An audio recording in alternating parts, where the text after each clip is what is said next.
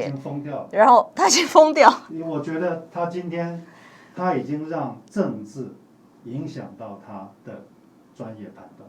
难怪吕秀莲说陈时中应该赶快下台了。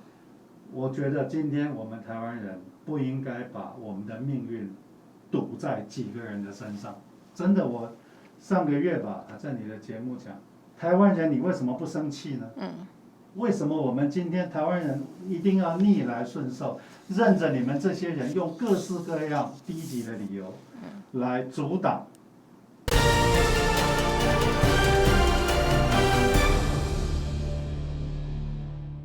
欢迎收看《洪流洞见》，我是洪淑芬。在今天邀请到的嘉宾，依旧是前内政部长、台大教授李鸿源老师好。淑芬好，各位观众大家好。老师，我们看到，其实，在去年呢 ，COVID-19 爆发的时候，台湾的作为包含了防堵边境，包含了口罩政策，包含了疫调足迹。其实呢，很多的国家，世界上不少的媒体都认为台湾做得很不错，是个模范。但是呢，相关来看到这一年才几个月的时间。台湾出现这么大的破口，现在每天的死亡人数，对我们来讲，其实算都很高。是为什么会有这样的一个很大的转变？去年我们都认为说我们是个模范生，还沾沾自喜，但是到了今年，才几个月短短的时间，出现这么大的破口，很多人把这个指责就是我们的疫情指挥中心的指挥官失能，没有做好。现在像是陈时中，他的能量，他就说声量负评的非常非常的高，大家都指责他。老师，你一个曾经是工程会主委，然后内政部长一个角色，你怎么来看一个指挥官在危机管理上面，哪些是能做，哪些不能做，以及陈时中他到底做错了什么？我想哈，当然我不是公卫的专家哈，但是防疫跟防灾，它其实整个运作逻辑是基本上是一样的。那我们在课堂上常教哈，这是教给学生的。我们在教防灾的课，指挥官有几件事情是不能做的，不能做的几件事情是你必须做的。就是一个指挥官呢，你凭借的是什么？是你背后的专业的判断。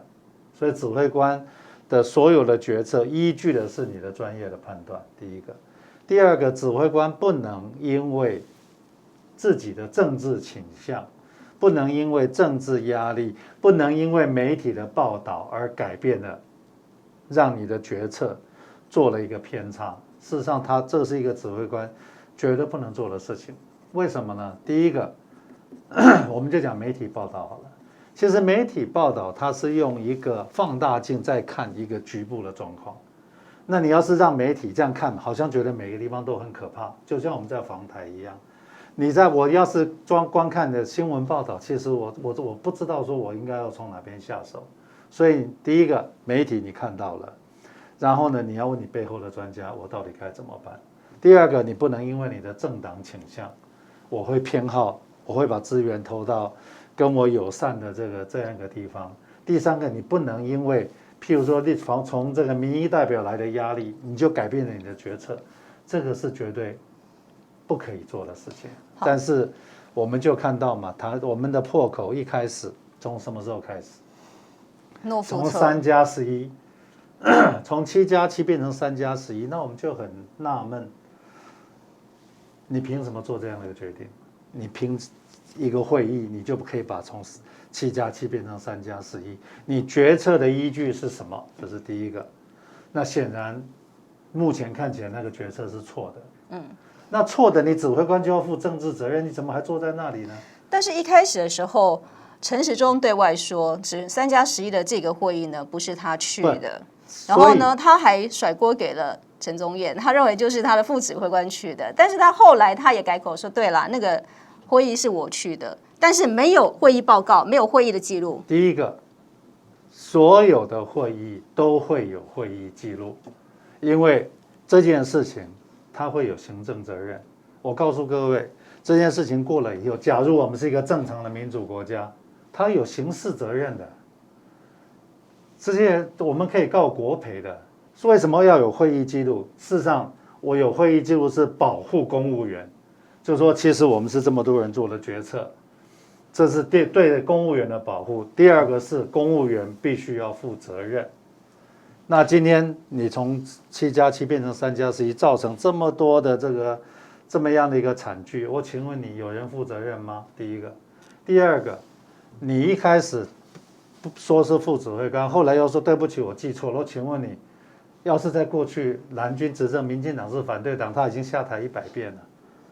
就说一个政务官，你不可能说我今天就一句对不起我记错了，对不起，这你要负所有的责任。然后呢，现在又说我没有会议记录，我告诉各位，绝不可能没有会议记录。要是没有会议记录，我们这个国家我们的问题就大了。其实所有的会议都要有会议记录，我们连跟这个立法委员去现场做会勘，我都要有会勘记录，我都要签名画押的。为什么？因为最后追究起来，事实上责任要非常清楚。所以我们今天呢，很遗憾的是，本来有一套非常好的游戏规则，现在呢碰到政治，全都乱了套了。就是我们都在做最不应该做的事情。还有呢，假如大家很熟悉我们过去的运作的话，指挥官没有站在第一线，每天自己跟大家做报告的，没有。最高明的指挥官是内部组织会议，主持完以后，你们不会记得我的存在。然后呢，真正要对外发言是发言人准备一个新闻稿，从第一个字念到最后一个字，不会多一个字，也不会少一个字。然后呢，所有的问题我们请专家来回答，指挥官不会在第一线。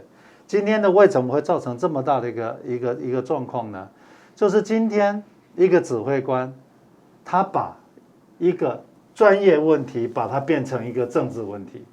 其实你要是今天整个防疫、整个防灾的作战，你把它留在专业问题，其实它都有解。可是你把它变成政治问题，它就没解了。因为你就会发现媒体就会乱成一团，所有不同意见的人，他都会有不同的意见，然后让整件事情更乱。所以今天行政院也乱，总统府也乱，然后呢到了这个整个的这个卫福部，那更是乱成一团。就是说很简单的这个东西就会牵扯到我们在讲防灾的时候，一个非常重要的关键叫做什么？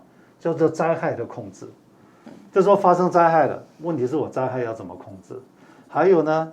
可能我也必须很遗憾在这边讲，其实媒体在防灾的时候，媒体是最大的灾害。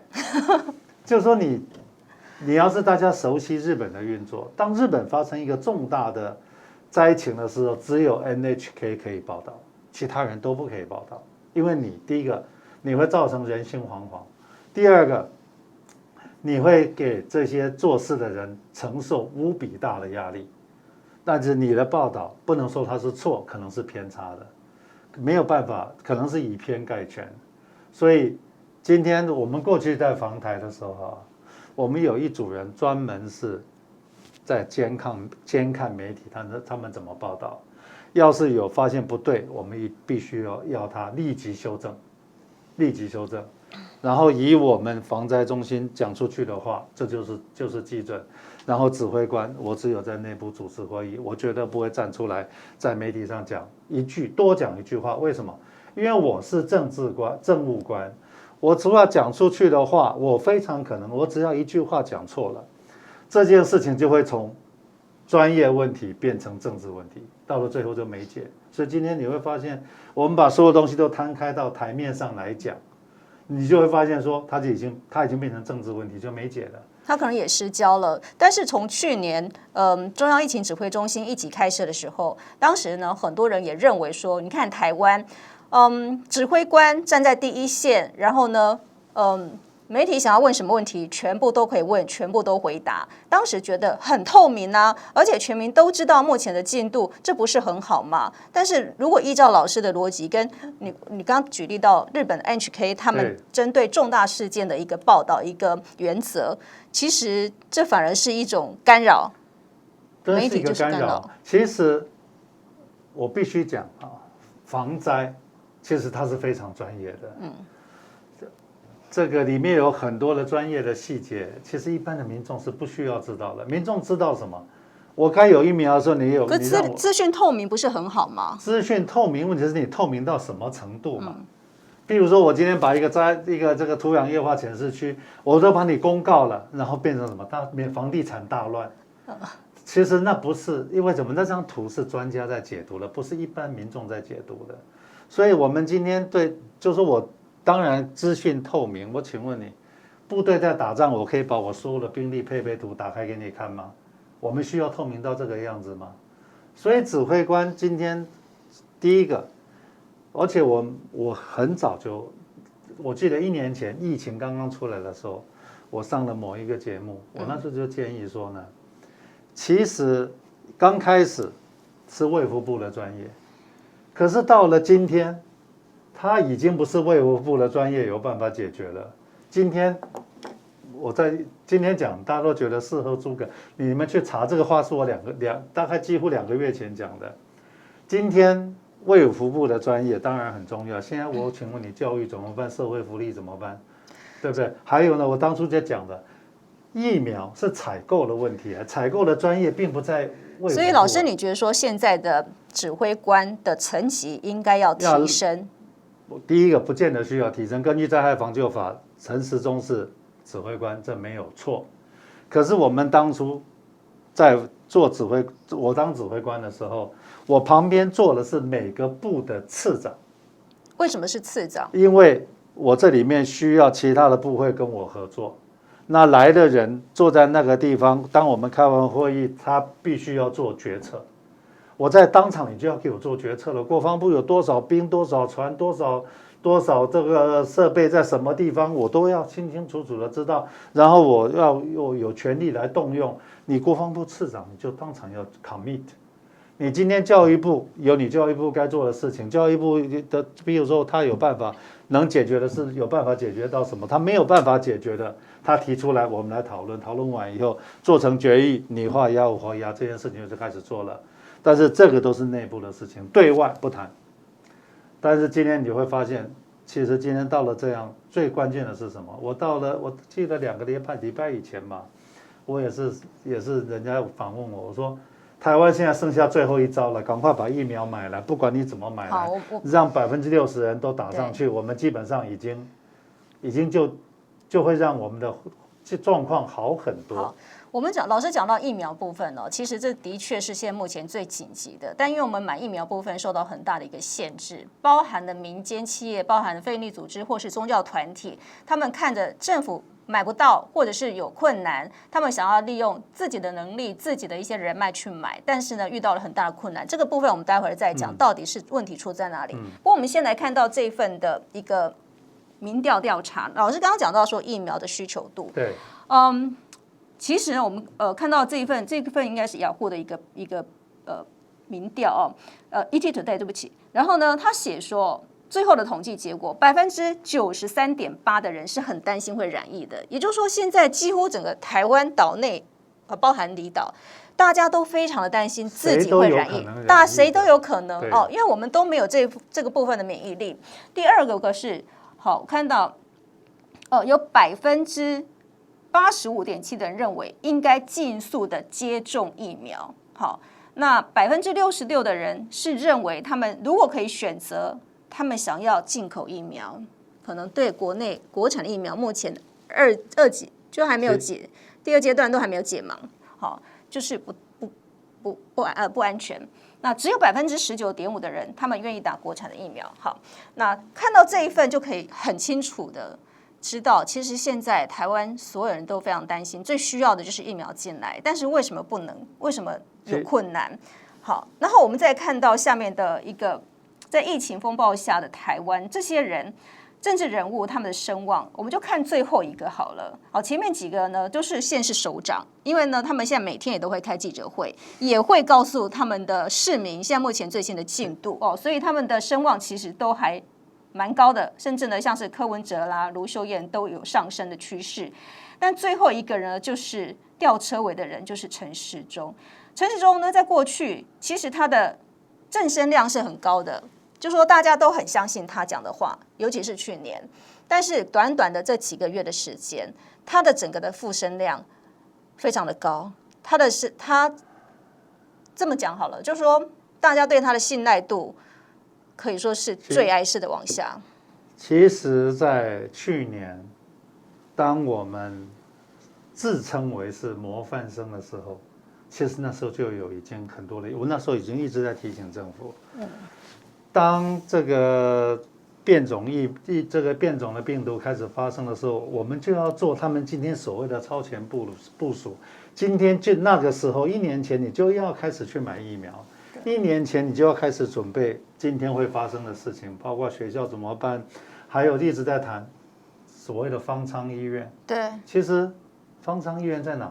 我们国防部的营舍，我们部队营舍空了一半出来啊，怎么会到了今天我们要盖野战医院？今天这种天气你怎么盖野战医院？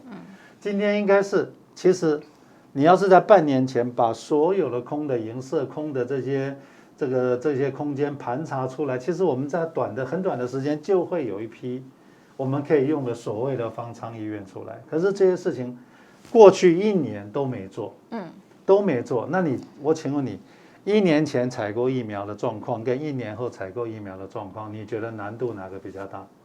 现在是全世界都在抢啊，第一个。对，第二个，当怎么郭董事长当这个佛光山当慈济要采购疫苗的时候，我看到了政府讲什么？你要满足1、2、3、4、5、6、7、8要有8项的文件。我请问你，这个东西就展现出一个心态。政府到底希不希望这一些人把疫苗买进来？假如你希望这些人把疫苗买进来，根本没有这些规定的必要。就是我的。而且政府应该是主动的协助你，因为你如果有方法，你有人买，你可以买得到疫苗。我政府因为种种的因素买不到，我应该是要主动去协助才对。就像那个张宏仁，我们是高中同班同学，张宏仁讲的。你只要愿意进来，要救人命的，事实上没有明天就可以买。我跟各位举一个例子，我们台风在抢险的时候，堤防破了，我今天要堵口，我请问你，我还照采购法走吗？我在采购法等走完，这个城市已经淹掉了。那时候我们有个特别办法，我就先修了所有的法，以后再补。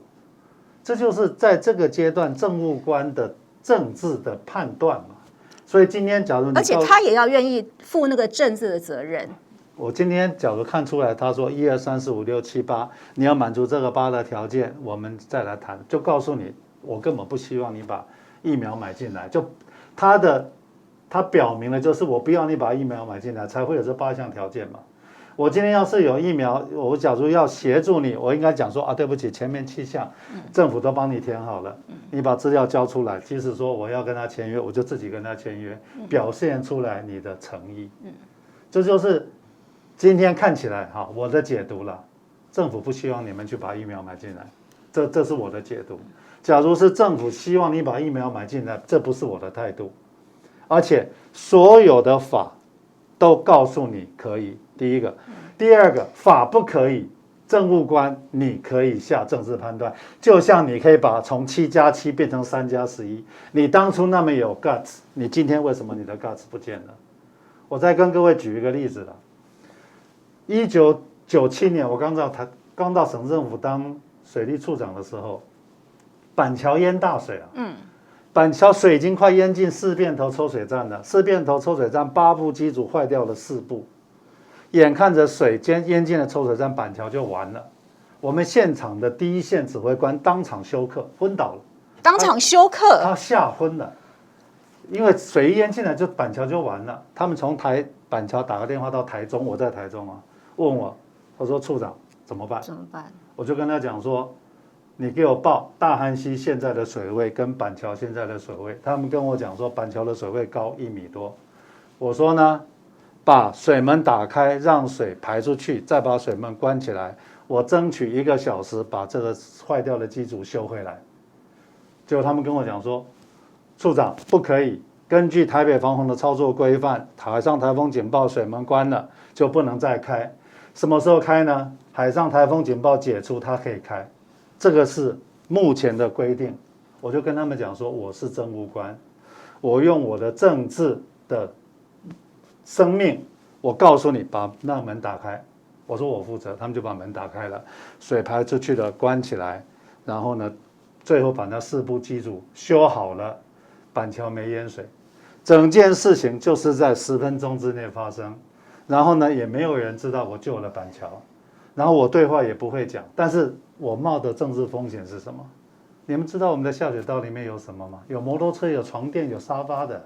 我水门一打开，万一一个床垫卡在我水门上面，水门再下来关不起来，板桥淹掉了，我完蛋了，我要负刑事责任。那你当初为什么会有这样子的判断？这就是政务官该干的事情吗？我觉得我要救板桥的这个所有的这些居民，我承担我的政治责任。这就是，而且这件事情做完了，我告诉你，没有人会感谢你。而且指挥官也不会在第一线说我有多厉害，我救了整个板桥。我这件事情已经过了20年了，当场的人都知道我在干什么，可是外面都不知道。所以这就是指挥官在讲的是，当法令没有规范的时候，这就是政务官该做的规范。所以我们今天很遗憾的是，尤其是最近看起来，政务官并没有在做政务官该做的事情。政务官。我们今天在疫苗的这个进口，我们还假设它是风和日丽，还假设台湾是一片成平，我们可以叫步来慢慢的行，一步一步行，反正半年后我会买到。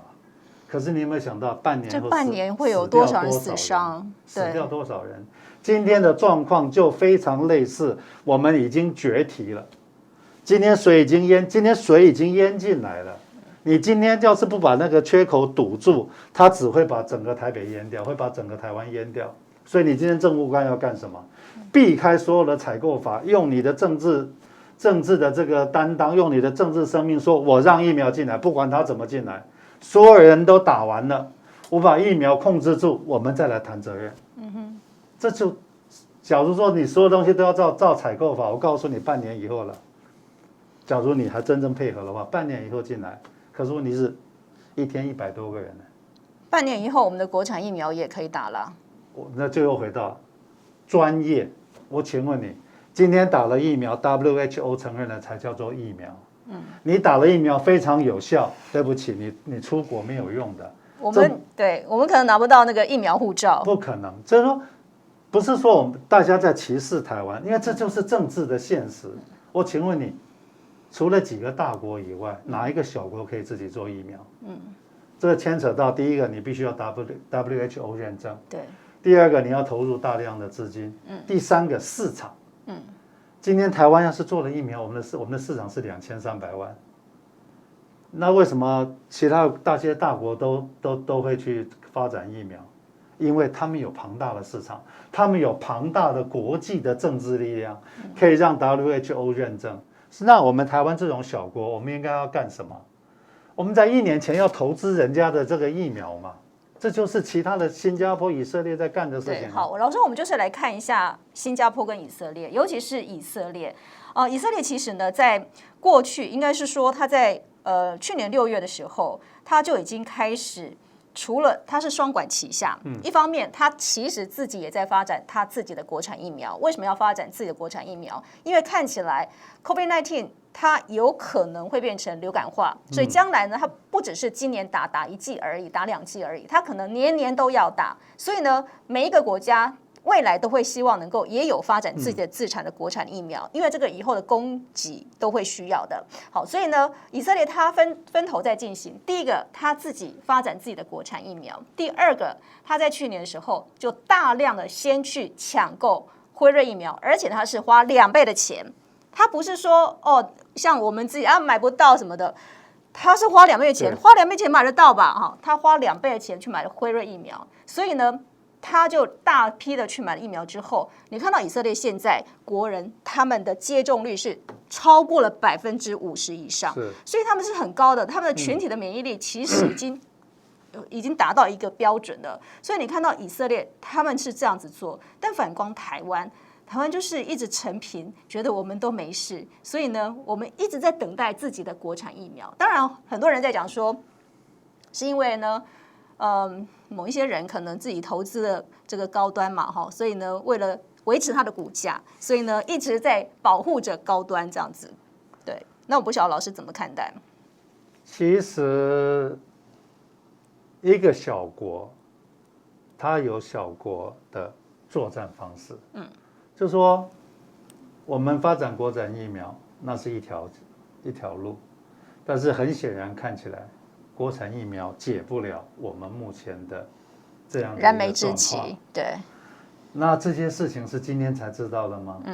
这些事情其实去年1年我们应该都知道，假如你够专业的话。对，其实今天《金融时报》它有报道说，过去16个月以来，全世界在面临的事情就是抢病床，然后呢，看着长者孤独的在家中死去，然后看到在抢疫苗，但是呢，台湾似乎没有从国外的这些经验当中借鉴，没有学习到，错失了良机。这就是我们的一直在讲，缺水、缺电、缺疫苗，它的共同的点是什么？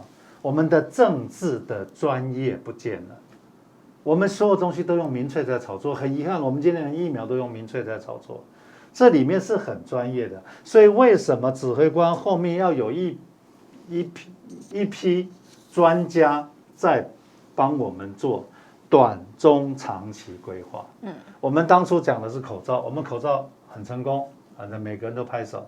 可是当你在讲口罩的时候，要有一群专家提醒你，你要开始去抢疫苗了。那你会讲说，那我们国产疫苗照专业什么时候会出来？当我们假如说照国际的游戏规则玩完了，我告诉你，明年有可能会出来。可是问题是，那你这1年的空窗怎么办？那你就必须要去国际上抢疫苗，你必须要去投资这些疫苗公司，你变成大股东，的时候，你事实上你就会有很多的发言权。可是我们今天每一地方都 miss 掉了，我们要去盘查营舍，做必要的野战医院。假如半年前做，今天不会这样子看到我们很多的医生跟患者，居然会是在医院外面搭的棚子，这都是令人很不堪的事情。那这个东西叫做超前部署嘛？今天政府一天到晚什么东西都在讲超前部署，这看的都真的都觉得很恶心。你今天走到这样，你还在超前部署，我们每一个 timing 都 miss 掉。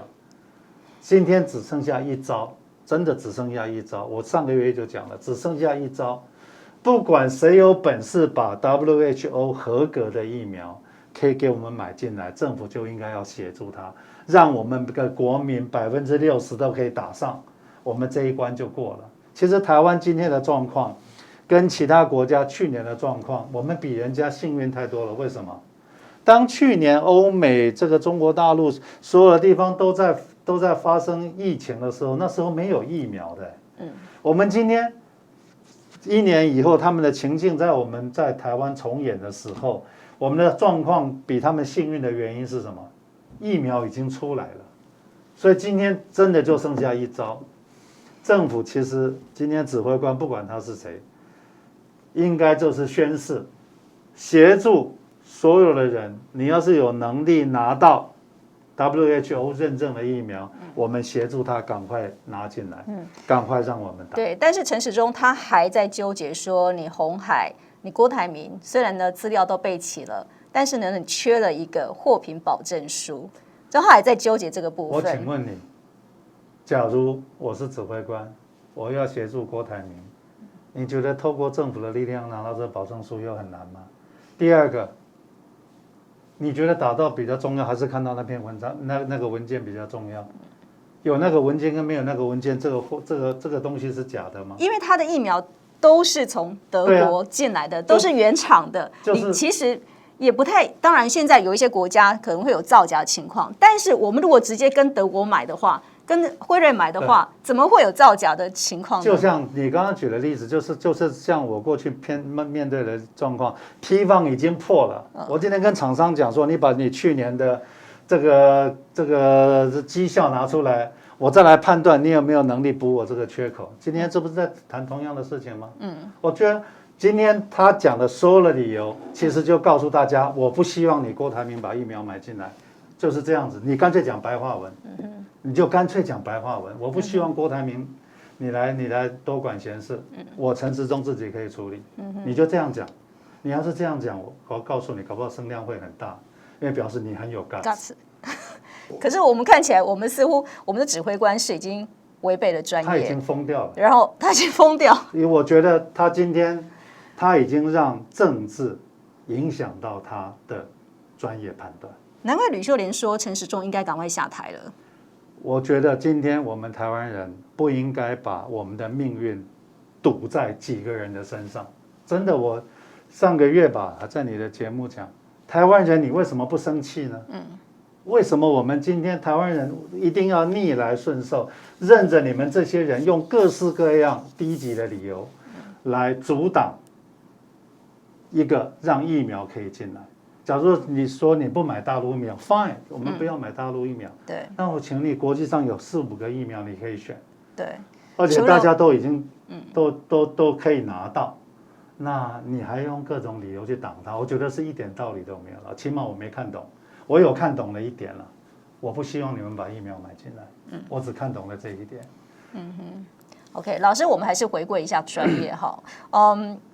我们看到中央流行疫情指挥中心在面对危机管理的时候，我们虽然我们这次看到每一次的在疫情指挥中心开记者会的时候，基本上做一整排的几乎都是卫福部的人或是相关的人员。但是老师，其实像这样子一个比较大的一个层级，是不是应该要跨部会，而且要跨专业，全部都要进来，而不是只有你们这几个人在做决定？你们把防台的那个指挥中心的画面调出来看，那同样的现在也都是民进党政府啊，你把他们调出来看，上面坐了谁？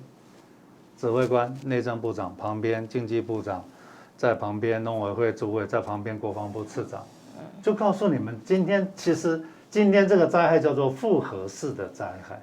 复合式的灾害已经没有办法一个部会有办法处理了，而且复合式的灾害已经超过这一个指挥官他的专业能力。事实上，今天的疫苗采购绝对不是卫福部的专业。那个疫苗采购采购法过去是工程会，现在是财政部，因为工程会的那一块被拆到财政部去了。所以今天的采购，但我们好像似乎很少看到财政部的这个人员出来谈论。我请问你，财政部在这个时候他要跳出来淌这个浑水吗？他可能都第一个，他可能不知道这是他该做的；第二个，他可能假装不知道这件事情跟我有关。就是说今天已经变成复合式的灾害，它已经远超过一个卫福部部长或是一个卫福部能掌控的范围。今天你讲要方舱医院，我请问你问国防部次长，跟国防部讲，你要在3个月不要3个月，1个月之内你给我变出1万床，你觉得他有困难吗？应该没有。成功岭半个成功岭是空的，我们整个宪兵训练中心是空的。今天国防部认为这件事情跟我没关，我干嘛出来淌这个浑水？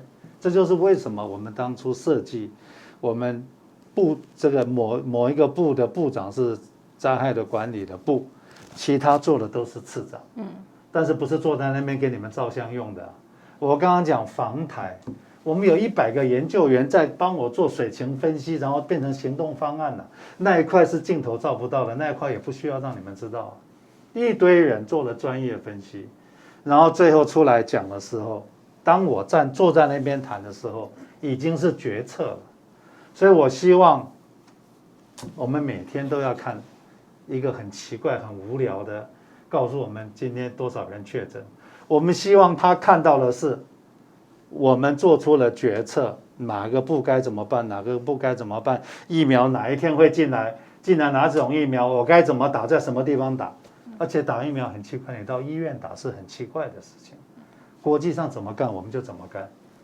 打疫苗为什么要到医院去打？医院是现在感染源最多的地方，为了打疫苗，你要把一堆人塞到医院里面去，你不会觉得整件事情很荒谬吗？那为什么全世界都在普筛，我们就还坚持不普筛呢？那我请问你，那普筛的试剂在哪里呢？今天普筛的试剂是管制药品，还一样不能进口。这件事情就蛮奇怪的其实台湾不是说缺快筛剂，因为呢，应该说在去年的时候，台湾的很多的厂商其实能力也非常强，这些生技公司他们的专业能力都很强，所以呢，其实快筛剂的部分他们都做了，而且都卖给了英国，卖给了世界各国。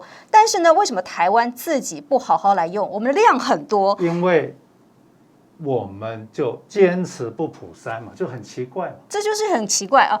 然后我升级公司有人告诉我，就说他们其实这些量都够，而且跟部长提过说，我们可以用非常低价卖给政府，甚至我都可以送给政府。但是为什么他就不懂？为什么卫福部不愿意接受？因为在1年多以前，他拒绝做全面普筛的原因是什么？一普筛以后，你就发现我不是模范生，就破功了。你觉得你当模范生比较重要呢，还是大家的健康比较重要呢？他就是要维持那个模范生的一个就是光环。很简单，一个小孩，因为我们在学校就常常碰到了，我就拒绝考试，但是我一直跟你讲，我的功课非常好，但是我就是拒绝考试。可是你要申请国外学校，国外学校就告诉你一定要考托福，一定要考什么 GRE， 不然你是不可能的。结果他说我拒绝，因为我是模范生。结果发现你一考试一考下来，糟糕了，你根本不是模范生。那他现在呢？现在就很尴尬。对，他还有一个模范生的光环，他还没有忘记。那他就拒绝去面对状况，说其实我们台湾问题已经非常严重了。第一个赶快普筛，第二个疫苗进来，第三个赶快打。而且你今天即使要做疫苗进来，全部都打完，我告诉你，没有3个月是打不完的。你以为打针有那么容易吗？因为它中间还有一个过渡期嘛，就是你打了第1剂之后，可能还要休息2个礼拜或者多久之后，然后你才打第2剂。所以台湾真正要打完，非常可能。假如今天政府真的很积极要干这件事情，我们可能到年底都不见得有办法达到像以色列、美国的这样标。我告诉你，美国拜登上来才多久？4个月，人家美国已经打了1亿多剂了。那为什么这么大的国家他可以这么干？为什么？因为他的总统的意志力非常坚定我就是一定要做这件事情。为什么一定要让大家把疫苗打完？因为你没有全民打的话，其实我们的经济行为是没有办法恢复的。你觉得我们这样每个人，即使说每个人发1万块，我请问你，我们发掉多少钱啊？我们发掉了几千亿耶！我请问你，台湾有这么多钱吗？而且提醒各位观众，不用感谢他们，那些钱是我们的钱啊。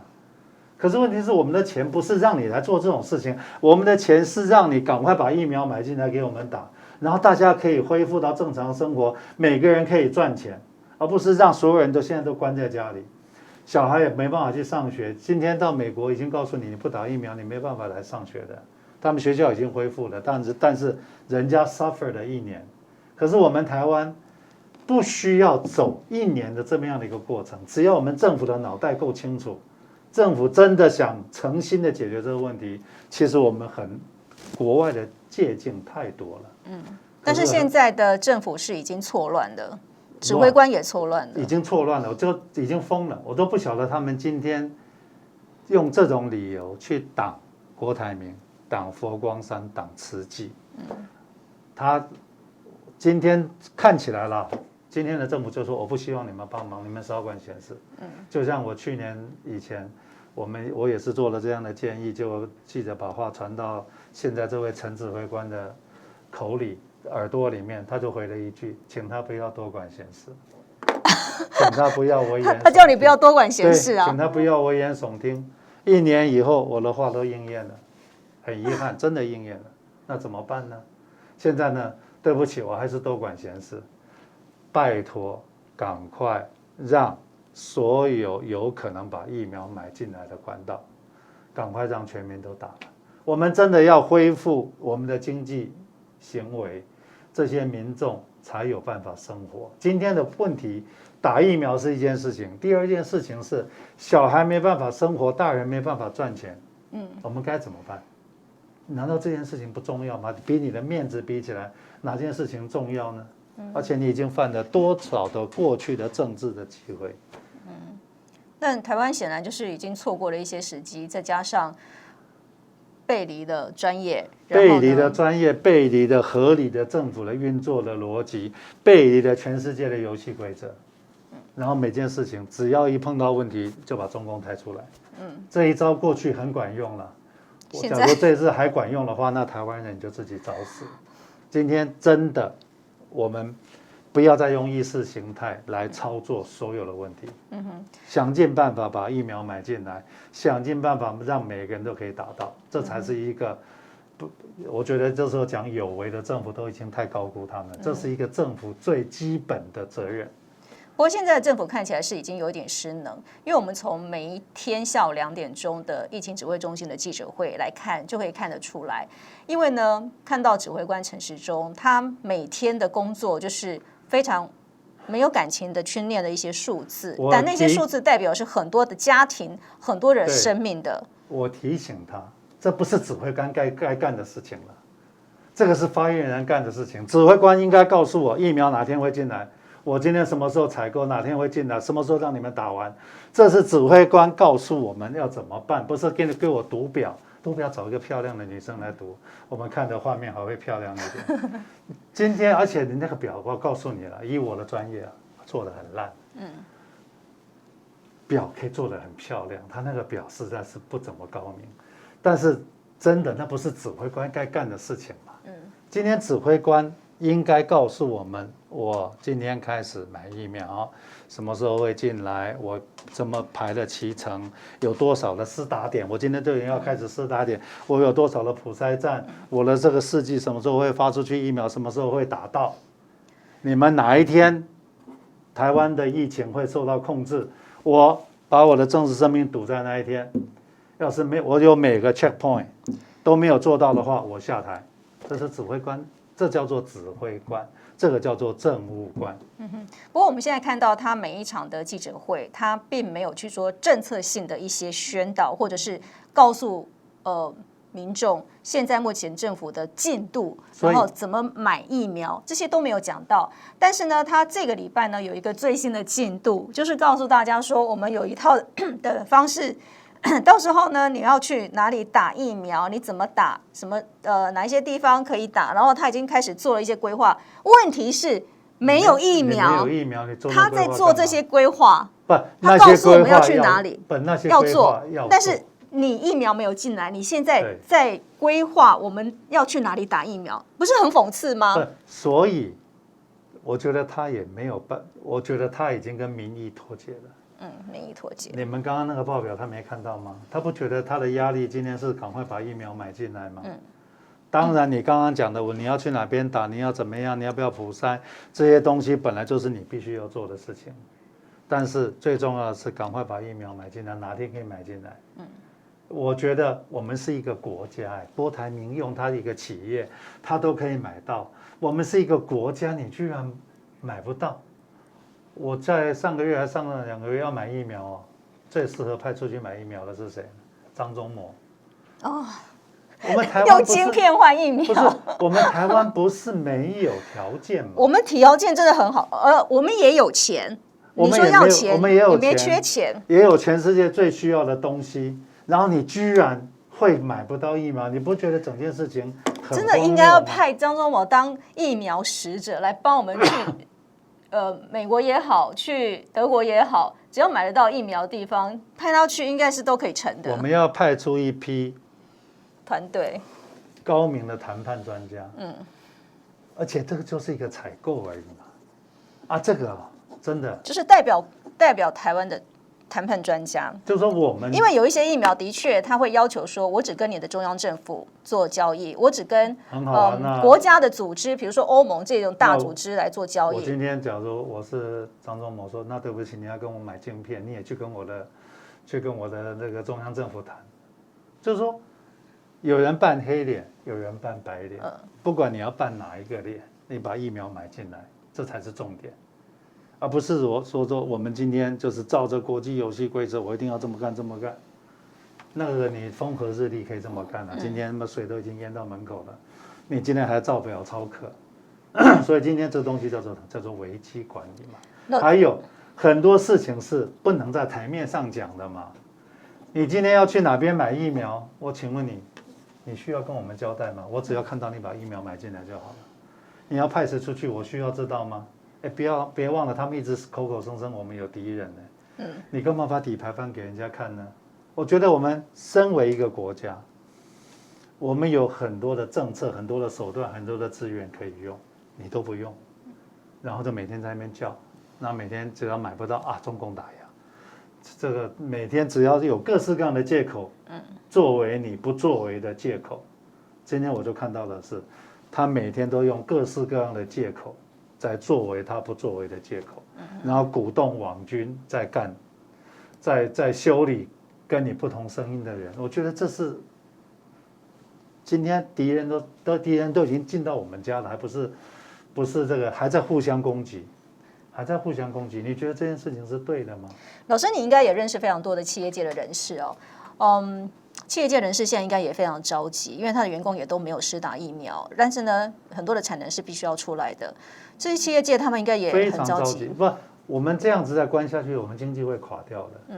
而且我今天都告诉你，人人自危，这些谁比我们更紧张？哎，这些大企业的大老板呢，他只要发布他确诊，我告诉你，明天的股票要掉多少？所以已经是所有人的生存的问题。因为美国呢，现在就开放，只要是入境他们美国的人，不管是国人，都可以施打疫苗。所以最近这个礼拜看到长荣航空，本来是一个礼拜飞2班，现在天天飞，因为呢有非常多的人，不管是他有美国的护照，或者他有美国的居留证，很多的住在本来是回到台湾来避风险的人，现在呢都想要去美国打疫苗。好像是不需要他们的居不需要留证也可以打。对，但是我说，现在第一批出去的很多是拿有美国的居留证的人，第一批他们现在都去了，就是想要去美国打疫苗。对，就是这是一个非常讽刺的一个情境啊，这是一个非常讽刺的事情，也是一个非常丢脸的事情。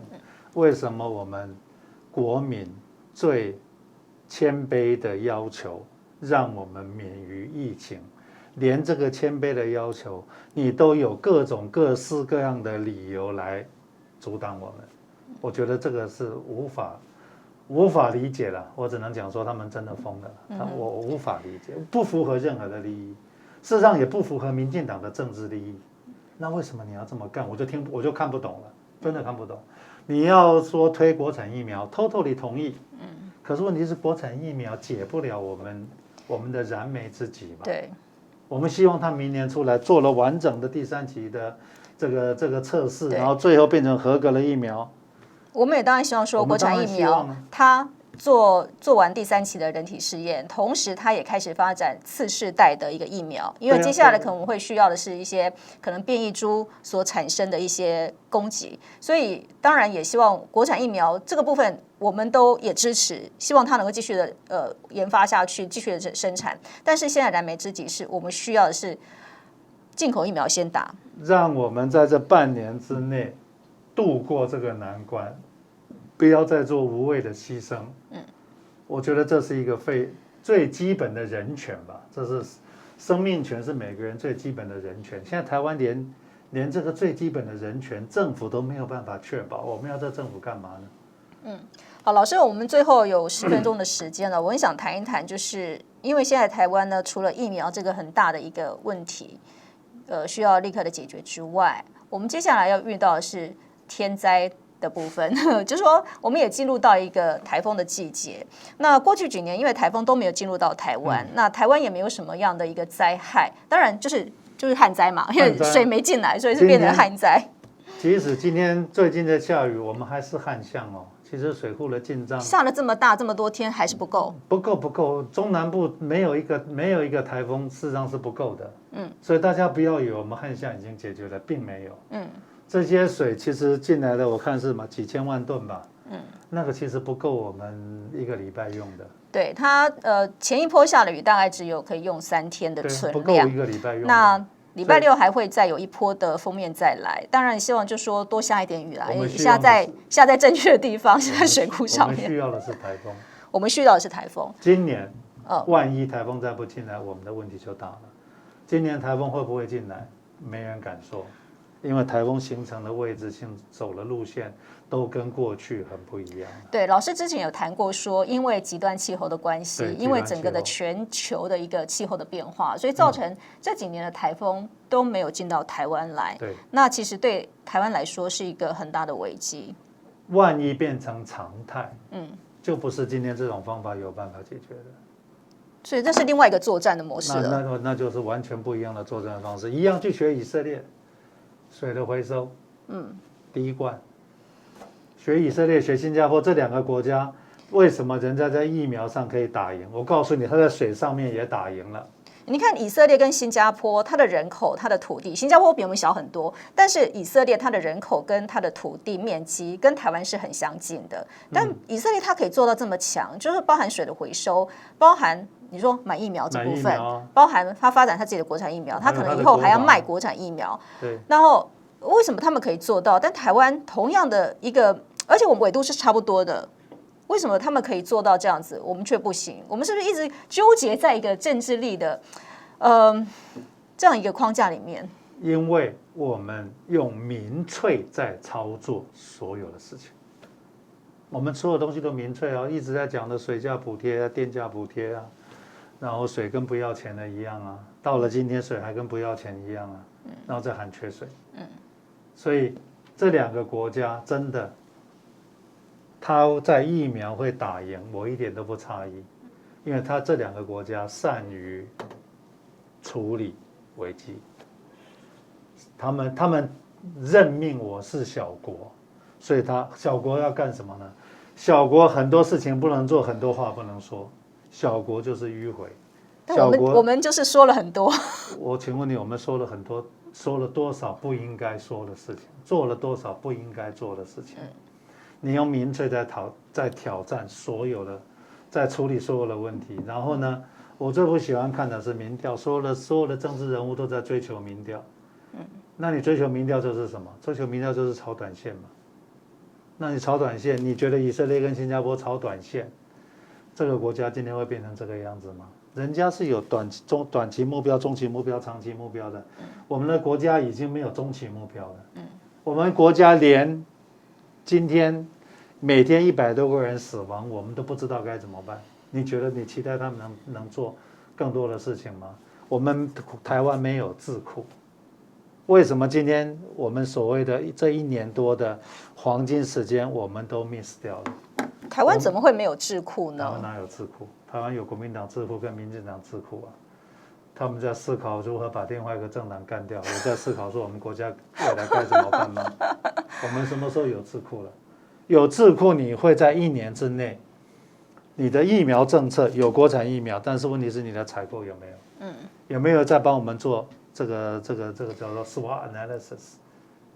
就算有智库，也必须要执政的这些人要信任，而且他采用智库必须要超过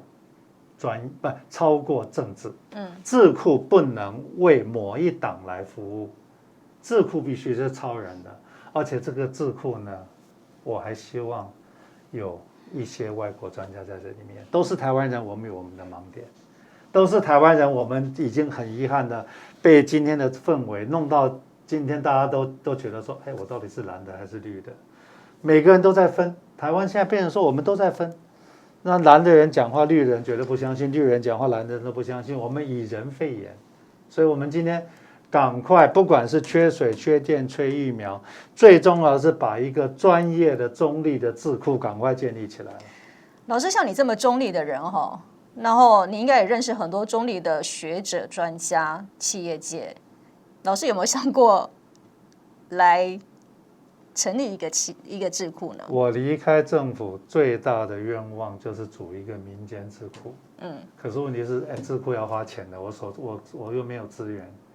其实我今天在协助越南也好，协助很多的其他国家解决他们的问题，我基本上在扮演一个民间智库的角色。但是我的问题是，我的专业还是有局限性的。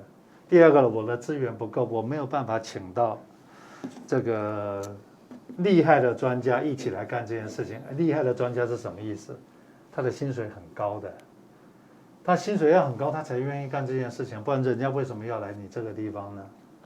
然后智库，我今天告诉各位，在台湾很有市场，在全世界的市场多得不得了，尤其是东南亚。你说不只是可以提供台湾一些建言，同时你也可以这个智库成立之后，也可以提供协助全世界其他的国家。对，就是不是我在吹牛。今天在疫情没有发生以前，美国是请我去跟他们谈怎么他们叫做防台，他们叫做飓风，他们在请我跟他们谈休斯顿怎么重建，我们应该如何重新设计这个城市。可是问题当然疫情挡住了啊。另外一个问题是，我就是一个人，我哪有那么大？我即使我没有那么多的本事，可以把所有事情都方方面面的俱到。譬如说越南请我帮他们规划防灾，事实上也规划出一个雏形了。可是再往下走，就已经不是我一个人的力量有办法做的。今年政府不是要南进吗？对。那你为什么南进不只给人家送钱呢？我们南进不是送鱼给人家吃，是协助人家钓鱼。可是你问题是你今天政府要南进，我请问你，南进最关键的是什么？南进最关键的是国际政治嘛。事实上大家都在看啊，那中国大陆的反应是什么？那你又把中国大陆的关系搞成这么僵，那你觉得我们今天要南进有办法敲锣打鼓走出去吗？是没有办法的。那我们这些民间的力量，你又认为说啊，这个人是蓝的，我不跟你打交道。那我告诉你，那我所有的线最后又回到政治的考量，最后做不了。所以真的我很希望组一个民间智库。但是很遗憾的是，民间智库真的需要很大的资源。对，没关系，因为我们洪流洞见呢是给全球的华人收看，所以我希望呢，或许全球华人有些有志之士，是不是来提供老师一些资源，然后呢，希望能够帮助台湾，当然也希望将来如果有可能的话，也可以帮助到国际上的其他国家。因为像我们这个年纪的人，像我们都是从美国留学回来的，我们这个年纪的人都已经是快退休了，甚至已经退休了。其实我们不好自己讲一身功夫吧。一身经验，老师的确是一身功夫、一身经验，而且有那么多的执政，就是说你在做指挥官的经验在内政部长的经验，这些经验我们希望把它组织起来，协助台湾，协助其他需要的国家。我觉得这才是一个人生该做的事情。我觉得老师接下来应该还要做很多的事情，前提是疫情要赶快过。疫情要赶快过好。今天非常谢谢大家收看《洪流洞见》，也请大家呢在这个影片的最后呢，可以帮我们按个赞，然后在底下留言。也非常感谢您在今天的收看。当然希望我们的疫苗赶快进来，每个人赶快进来，都可以达到疫苗，然后呢赶快解封之后回归正常的生活。谢谢大家的收看，谢谢老师，谢谢。